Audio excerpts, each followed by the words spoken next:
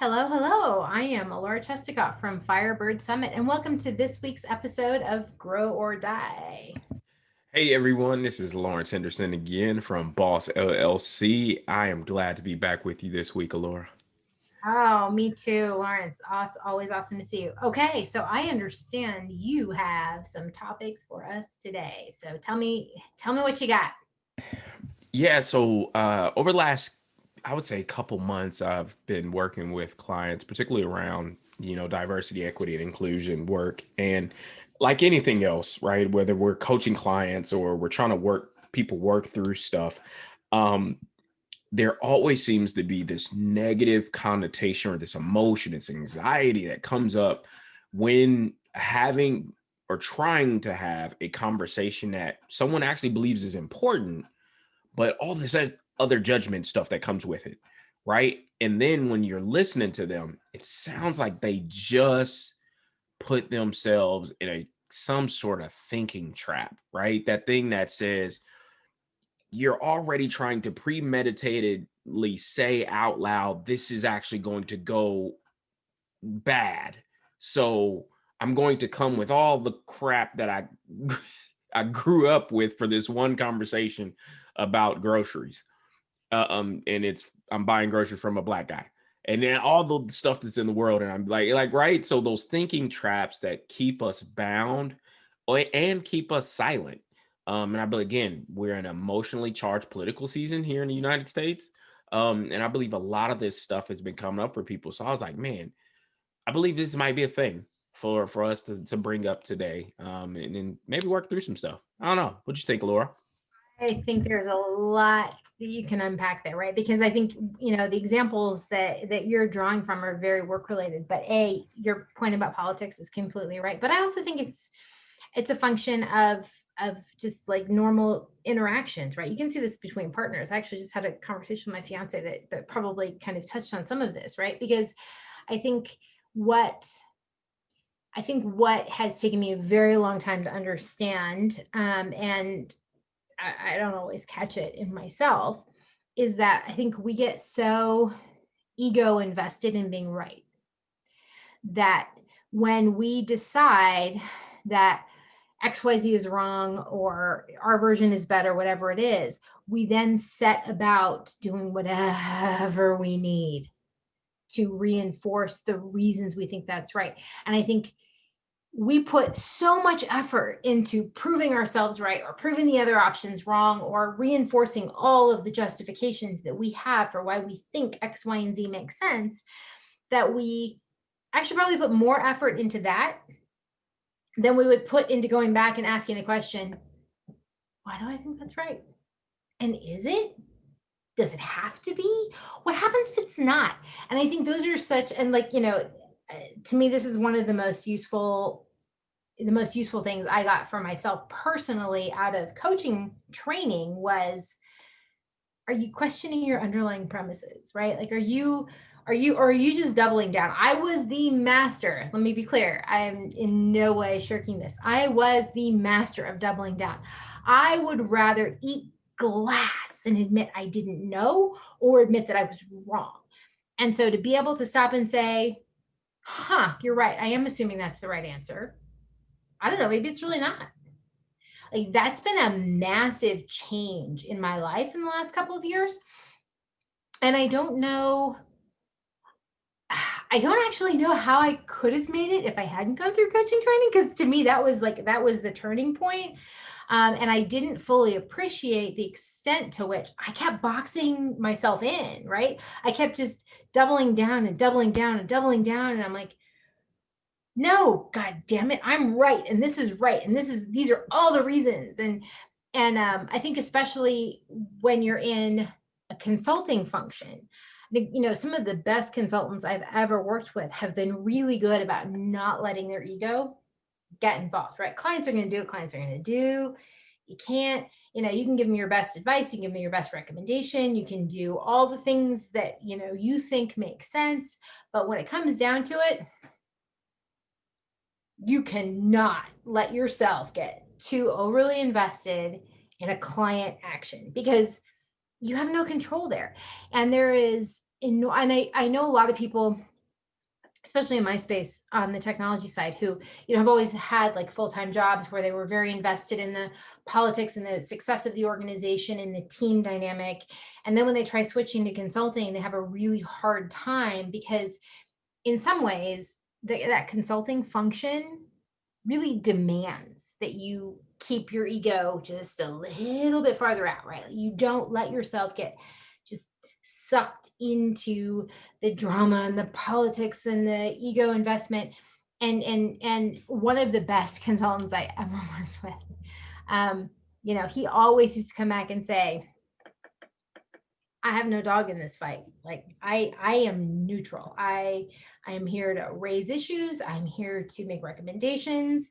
But when it comes down to it, we settle up at the end of every week, one way or another. And Yeah. go a different direction, you do. And to me, that I didn't understand how to do that until I went through coaching training, until I Yeah. went through that process of saying, am I right? And more importantly, okay, so yes, I think I'm right. I always think I'm right because I'm me and like that's the way my brain works. And I just assume Hmm. unlike a lot of people, I don't suffer from much in the way of imposter syndrome. So I just assume that I'm right. It's kind of obnoxiously hubristic, but I Yeah. do. Like I don't go back and like I am not one of those people who hems and haws and like, oh my God, I don't know, was that the right decision? Screw Hmm. that. I got the information, I made the call, I moved on, and boom, we're done. Like screw it. I'm like just pack it up and go. However, that while that has advantages and that is great for confidence, it's great for selling ideas, it's great for getting other people on board. It's not great for asking the question, is this really the right decision? Exactly. And I have also, for me personally, found that that was also how I was finding myself overly invested and my ego overly invested in being right. And so it Yeah. was very hard for me to acknowledge that, I don't know, maybe I'm not, maybe that's not the right way. And Yeah. not, does that really hurt anything? Mhm. And the thing that was the biggest surprise for me was because I love to be right. I really do. I enjoy being right in a way that's probably not super healthy. Mhm. But I've also discovered that especially if I ask the question, now being proven wrong, that hurts and I don't like that. But for me personally, to be the one who steps back and says, hmm, okay, well, I assume this is probably the right way to go.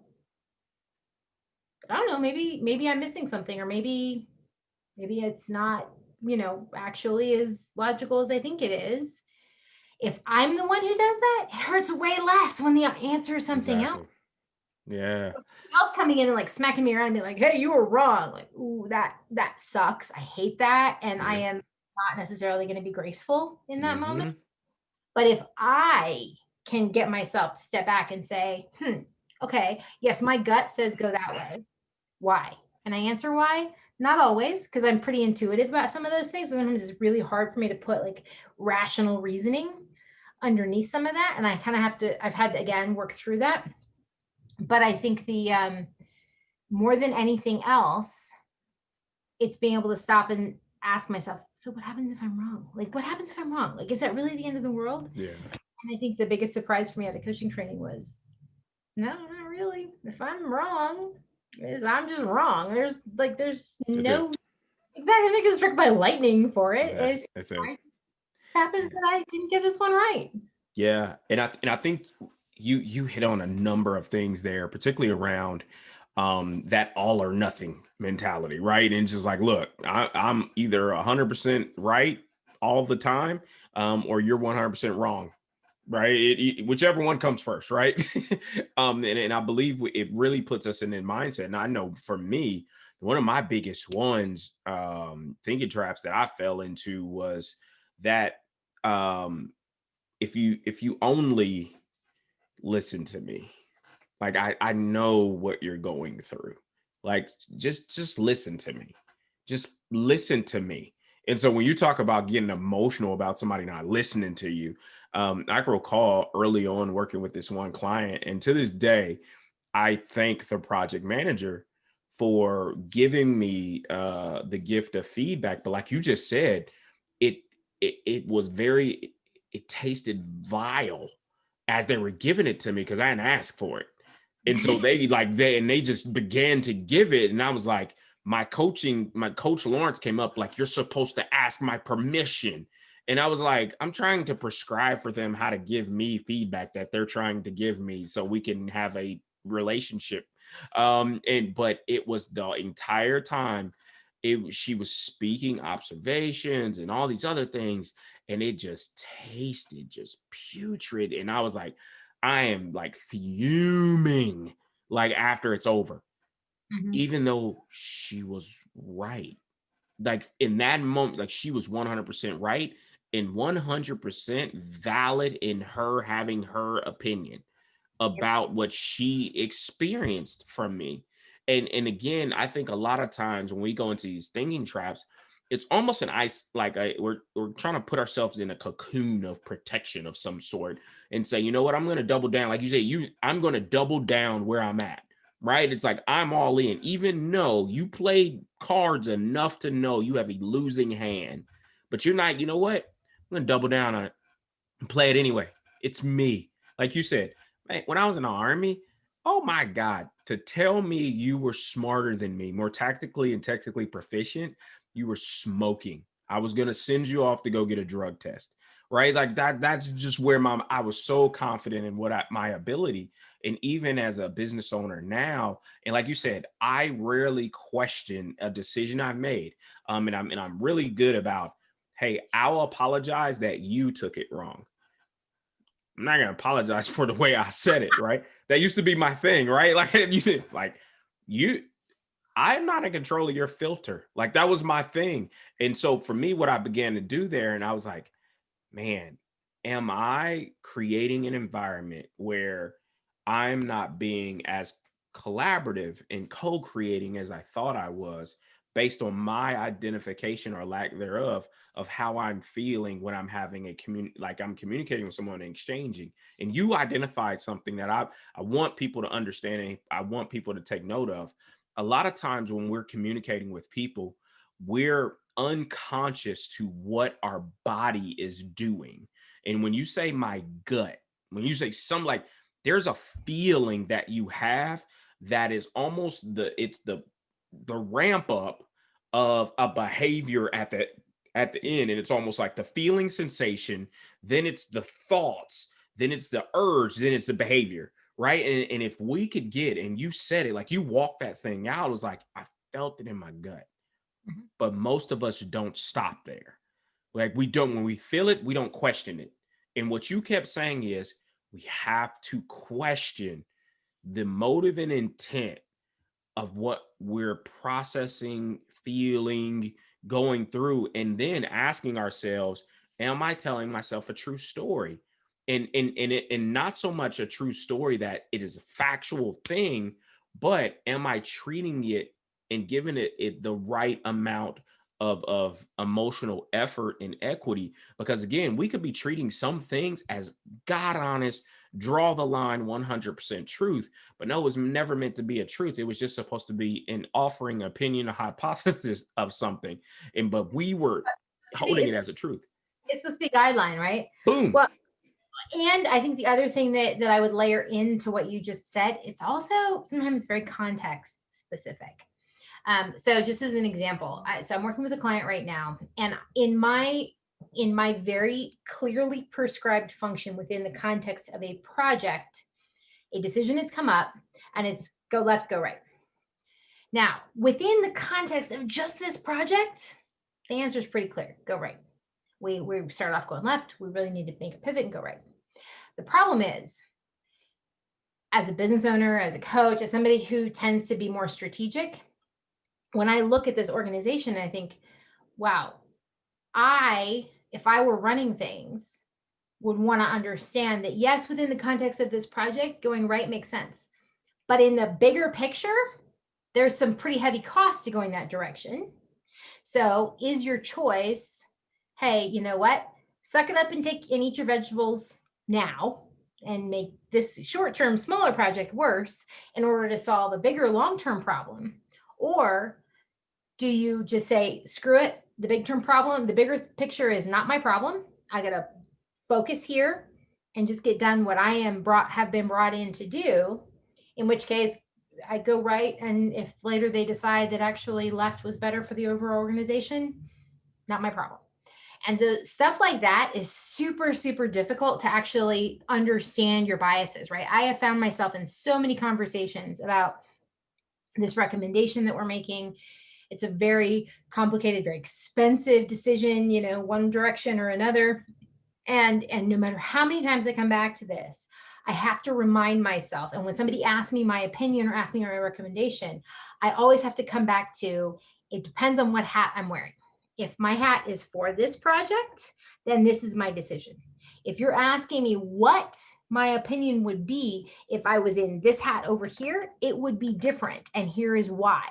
But until you start actually recognizing that, none of this stuff is black and white, right? What is right, or what the best course of action or the best way to tackle something can completely change depending on your role and the team and your objectives for the project. All these things can completely influence, the direction that you need to go. But you can't assume that other people understand the filter you're applying. You have to step back enough to recognize that, oh no, I think going left there is wrong because I used to work with that partner once upon a time and they were a total pain in the ass and I don't trust them to do what they need to do in time, versus, all right, I get it, but that's perfectly, limited to this little piece of the world. There is a much bigger context here that needs to be taken into account. Now, again, I'm not always brought in, and a client doesn't necessarily hire me to look at the bigger picture. In which case, depending on the circumstance, depending on the relationship, depending on any number of other things, I might just keep my opinion to, all right, within the context of this, yes, I will take a short-term approach, and that's that.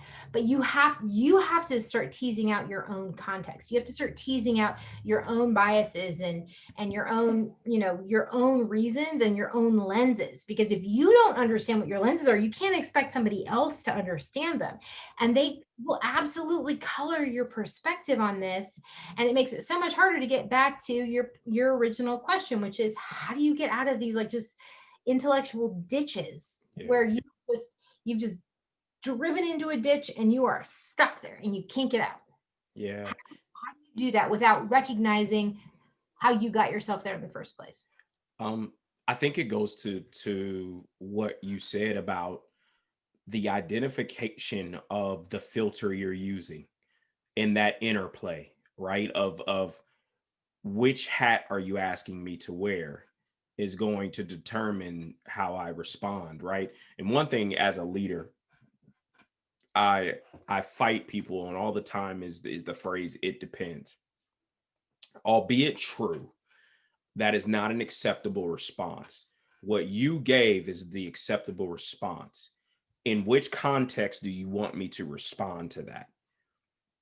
Right? And the follow-on coach question, right? I want to answer you. I want to give you information that's going to be helpful for you, but I need to know the expectation of my response you're looking for, right? Are you looking for a decision maker response, or are you looking for a team member response? Those are potentially going to be two different things based on the second, third, and fourth order effects of that decision Well, and information. Yeah, and to your point, it depends is a clause. It's not the end of the statement, right? exactly. Totally fine to say, all right, it depends. If A, Yes. if B, then that. But to just say, oh, well, it depends, that's a bullshit cop out. Thank And you. that is not how you help somebody. I mean, again, whether you're consulting or whether you're coaching, part of Yep. your function in this capacity is to help people come to a resolution and a decision for action. Now, Mhm. you don't need to agree with it. It doesn't need to be what you would do in their shoes. And it Exactly. as hell doesn't need to be what you walked into the room thinking was probably going to make the most sense. All of that is about your ego. You got to let go of all that crap, because any of that is going to get in the way.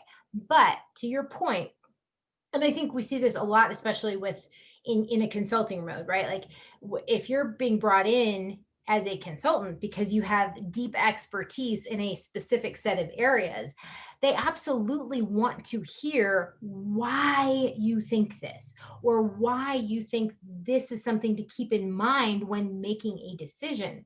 But to just say, well, it depends, is a total cop out. And there is almost no phrase. The only phrase I think that pisses me off more is, oh, that's not my job. You pricking on emotions now. Oh my God. Well, and I think for so many years there's been a lack of of accountability and ownership, right? And as we think about this emotionally charged season of life, excuse me, that we're in the US, is there's the extremes, right? And I keep telling people we still got to live with each other. Why can't we have a human middle, right? You could have your view, but morals, that those aren't political. Ethics aren't political. Like, but we've made them. And to me, we need to stop. Morals, ethics, being human to each other, that's not political. To me, that's non-negotiable stuff. And so for people to be in thinking traps around certain things, it really just bothers the mess out of me. And my wife was reading to me earlier some very prominent um evangelicals about the making comments about voting the principles of a party to justify where they're going. And I was like, and somebody's response, another prominent evangelical responds and says, there's no way you're a real Christian. If you say that out loud and you've convinced yourself of a warped truth and you're now trying to draw a line so that when criticism comes, you're already insulated. And Yep. so they just built their cocoon around this bias about somebody's party being historically on this line. And it was like, I was like, man, is that where we're at today? But then again, the topic of the thinking try of people actually can put themselves in these boxes and be totally, I think they can literally lull themselves into a level of explicit unconsciousness. It's conscious like consciousness.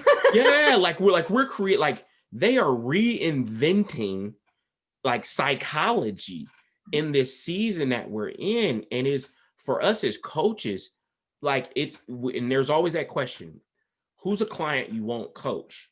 Or is there a client that you won't coach? Yes, I've identified several layers of people I will not coach. And it's that person that creates this alternative reality to make okay their choices that are destructive and harming to others. And so to me, I believe that's the line as it pertains to thinking traps, is the identification of what was once unconscious to you, once made known, of the second, third, and fourth order effects. If people are being harmed by your indecision or the decisions that you make, as a leader, as a human being, you need to be open to hear and empathetic that, whoa, nobody, if your intent really wasn't to harm, why won't you sit still long enough to listen to how it harmed people? Because again, until we all sit in a place of being courageously incompetent about things, to sit in a place to say, I don't know, right? These leaders, everybody trying to get these perfect words, right? You said, hey, I'm either 100% right on this or I'm 100% wrong in your capacity to understand what I'm saying. That's completely right. Right. But instead of saying, you know what, I'm going to be courageously vulnerable and say, I don't know. Right. It's the conversation I told you about is like learning about gender and identity and the terms. I didn't know. So what did I do? I went to go get educated by somebody who's from that community, and I had to sit still and shut up. And all my biases came with me. All my Mhm. religious biases, all my backgrounds, all my other stuff, all my stuff came with me to this conversation, and I put it on display so that they could help me mend the fences and get and strengthen the kinks in my armor. And I believe the thinking traps when people aren't aware of how they're processing, and again, go back to your ear filter, your eye filter, your sacred cow filter that you're running everything through. Kill the cow, grill it. Like just grill the sucker. Like let's get rid of them, but put ourselves in a position to say, you know what? It's story time. I'm going to tell you yours, you tell me mine, and then we'll find truth together. I love that you said that for a whole bunch of reasons. I think, again, we're back to the fact that this is fundamentally universal. It's not, I mean, we can talk within the context of work or client work or, bosses and being leaders in organizations. But this is true with spouses, it's true with family members, it's true all across the board, right? So I think that when it comes to those mental traps, I think that most of us underestimate how many we have, right? I think most of us, and one of the things that, and it's funny because it was actually before I started my coaching training. Another coach who's been a coach for like 20 years, that I knew back in Austin. She said that one of the most useful things she ever did for herself, but she since started giving it as homework assignments to her clients, was to write down just a list of every role she had ever played in her life, starting with daughter, sister, cousin, just student, whatever, teammate, everything. Just go chronologically, just go through your life, start from the time you were little all the way down your life and make a list of every role you have ever played. And she was talking about it within a different context, but for me, what's been useful about that exercise is that that has made it so much easier for me to identify, how am I reacting to something? What is the role that is dominating in this moment? When I catch myself having a knee-jerk reaction to a person or to a set of circumstances or to the news or to whatever else, like which of these roles is the one that has shot to the top of the list and is coming out my mouth? And A, is that really the one I want talking? B, does it serve me? And C, is it being reasonable? Like, is that role something that is actually balanced? Because there's like a queer feminist, like, hysterically like pissed off version of me that isn't necessarily the one I want responding to things, right? On the other hand, there's also this like hyper rational, like business person that frankly is not always like that sounds more reasonable. And like on paper, I like the idea that that one responds more. But the truth is, there are times when, when I'm having an argument with my fiance, the super hyper rational business person is not the one who is best served to show up. Right. And that pisses him off. Like he gets super frustrated when I'm like so rational and he's really emotional. Like, oh my God, that actually makes things worse in some ways. Right. So, like, you have, like, I think the more awareness you can start developing about, hmm, which hat is the one that's like driving the mouth right now? Like, right. What hat am I wearing that's causing me to say that? And I think that there's so much work about identity, and like there's some really great stuff that there's enormous psychology. And to be fair, that fuels all of our political stuff right now, that in a kind of dangerous way. But I think the more we understand about the roles we identify with and the identities that we take on, and say that, oh, hey, great, no, this is, this is the woman who's always worked in like, male dominated high tech environments, who's kind of like, ready to come out swinging at every single possible moment, versus no, this is the daughter who's a total daddy's girl. Like they're completely different archetypes. And while I would not ever say that, oh yeah, I'm like, both of those, the truth is, in moments I can be either of those. And how I respond in a moment to something or someone can trigger something. And if I don't start building my own awareness about, oh no, I just had a total daddy's girl response, like, so, like that's a material data point for me to look at and say, is that the best way for me to respond to that? Like, do I want to show up that way?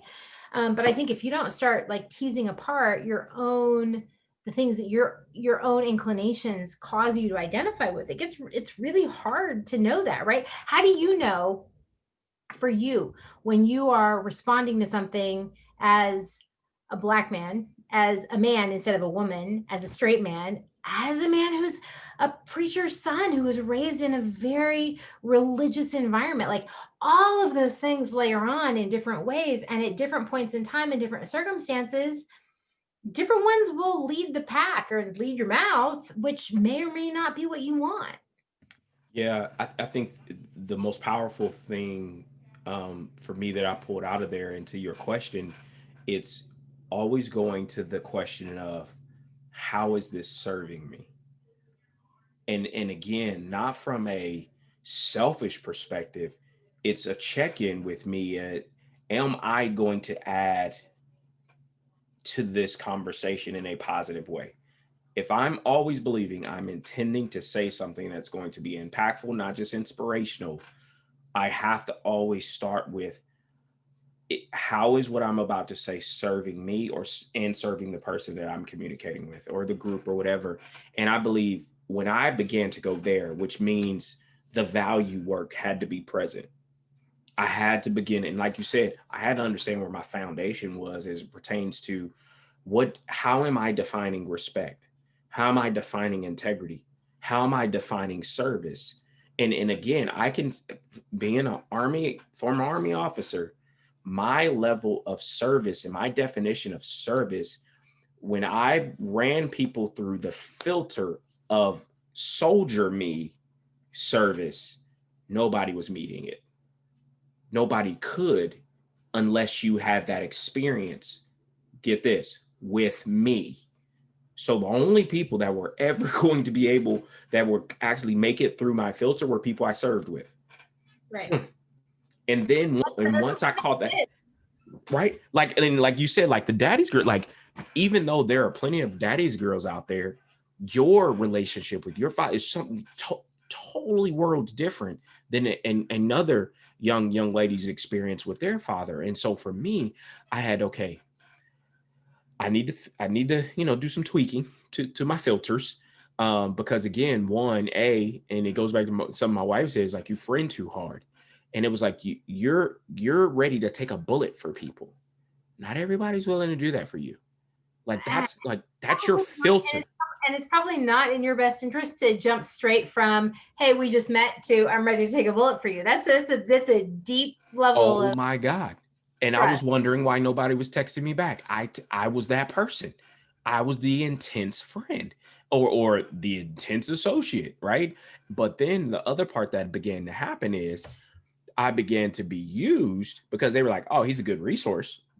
And so I'll use him for that. But but I thought they were reaching out authentically like I was, right? And again, using the wrong filter. So I was continuing to use the wrong filter, but then had a buddy of mine, another coach, and that's the one you talked about, the one thing you appreciated from coaching. Coaching made me begin to identify and really define my filters and how they were serving me or not. And the or not part was the part that broke me down. And really when I began to think, like really identify some thinking traps that I was actually setting myself up with as it pertains to my mindset and other things. And once I truly began to call things out and start from that filter, how is this serving me? The realization that 80% of the things I was currently doing at the time that I first asked were killing me. Well, and I think so this is the thing, and like, you can joke about like AA, you gotta, until you admit you have a problem, you can't solve it. But I have to say, and I totally also get this is not true of everybody, but for me, one of the things about coaching that was great, one of the reasons I love assessments, like all of these things, right, is that because for me, the thing that has always been my biggest obstacle for making a change has been that lack of conscious awareness. I have found myself repeatedly and throughout my life, long before I started work, it was true in school. I found myself in situations where I was fine. I could get by just fine. I didn't need to work too hard at stuff. Like things came easily enough that I didn't really have to like, like I always had shitty study habits because I never had to work so hard at it that I had to get really disciplined because discipline is not really my strong suit, right? So I could kind of coast. And so I think the flip side of that, and I love that Tammy Duckworth's book, grit, really digs into one of the challenges here, right? Is that in a lot of cases, people who find things to be a little bit too easy, they never have to learn kind of that muscle memory that goes with what happens when, people for whom, they're like just naturally physically really strong, or they naturally don't ever have to worry about what they eat because they never put on weight. Like people who fall into that category never have to learn how to eat right or how to work out. Like it's just that's what happens.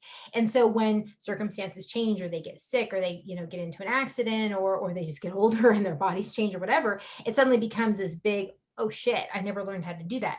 And so for me, that one of the challenges that I had early, I think enough in my life, is that in an academic paradigm, things weren't that hard for me. Like they were, I could coast by. I didn't really have to do anything, and I could meet everybody's expectations well enough, and whatever. And I was bored, so it didn't. I was not motivated.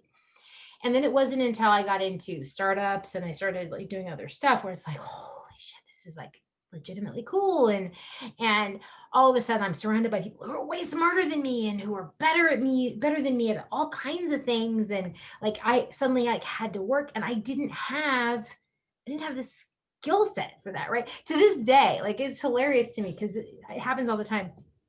Clients will ask me, hey, are you taking notes in this meeting? And I'm like, oh shit. Like as a kid, I never learned how to take notes because I didn't. I just kept shit in my head. Like I never, ever, ever took notes. So like now I'm like, oh yeah, I gotta do that. First of all, my brain actually is not as good as it was when I was younger. So I actually do need to write stuff down, which is a horrible realization as I've moved into middle age.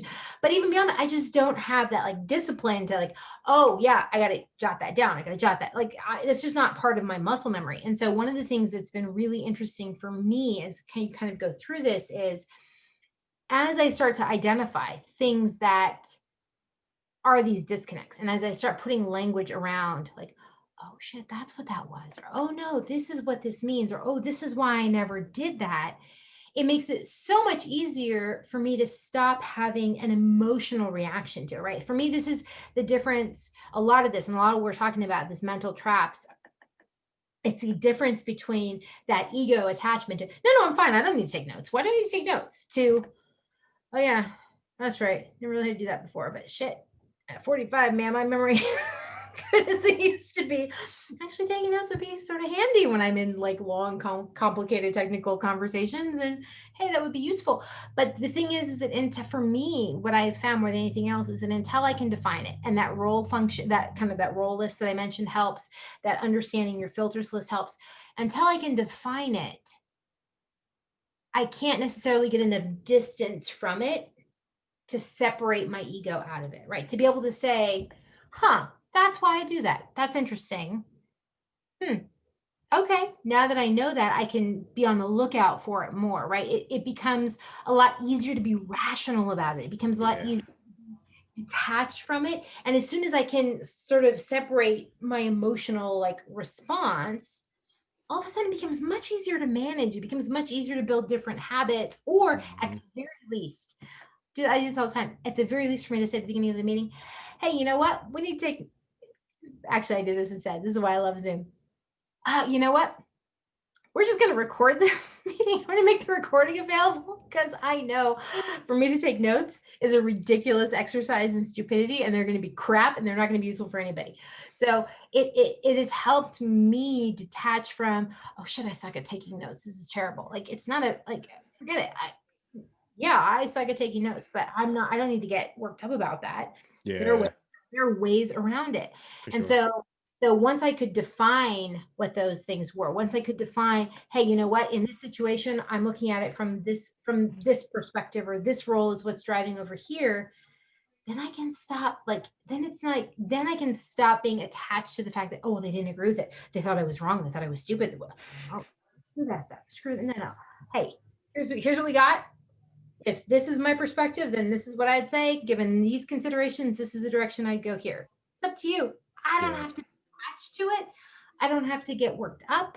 And I don't have to internalize the idea that just because you didn't take my advice means that you think I'm stupid. There's lots of stuff factoring into your decision that has nothing to do with me or anything that I presented you. But until I could be clearer about that, it was so hard. Like, I would, especially consulting, like, I'd put so much time and effort into pulling together a recommendation. And then when they didn't take it, oh man, that was tough. Yeah, So it makes me think about that old thing of fool me once, shame on me, fool you twice, shame on you. We not getting a three, right? And but it's that understanding, like, man, how many times are we on that wheel of, all right, shame on me. Here I am again, shame on me. Then at some point, like, you gotta call yourself out.